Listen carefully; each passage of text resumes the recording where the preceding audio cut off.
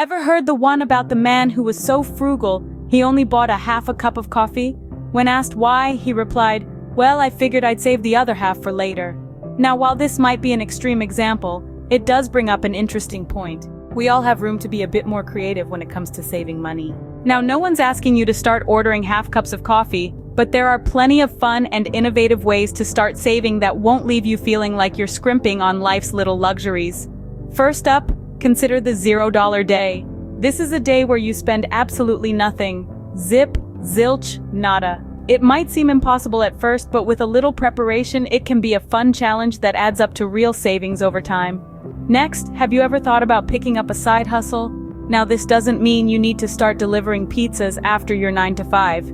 It could be as simple as selling old clothes online or freelancing your skills. Think of it as turning your clutter or talents into cash.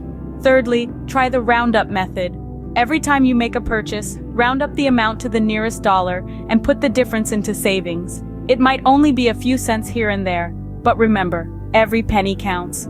Fourth, consider making a game of saving. Set yourself a challenge, like not eating out for a month or cutting out your morning coffee run. You'd be surprised how much you can save when you turn it into a competition, even if it's just with yourself.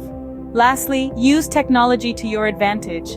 There are plenty of apps out there that can help you track your spending, budget better, and even automatically save for you.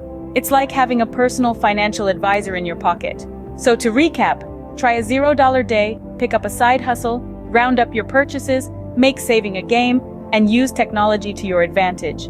Remember, saving doesn't have to be boring or restrictive. With a bit of creativity and a dash of determination, you can turn your financial dreams into reality. Just remember, it's not about how much you save, but how you save. So go ahead, order that full cup of coffee, but maybe skip the fancy latte and save those extra dollars instead. It's all about balance after all.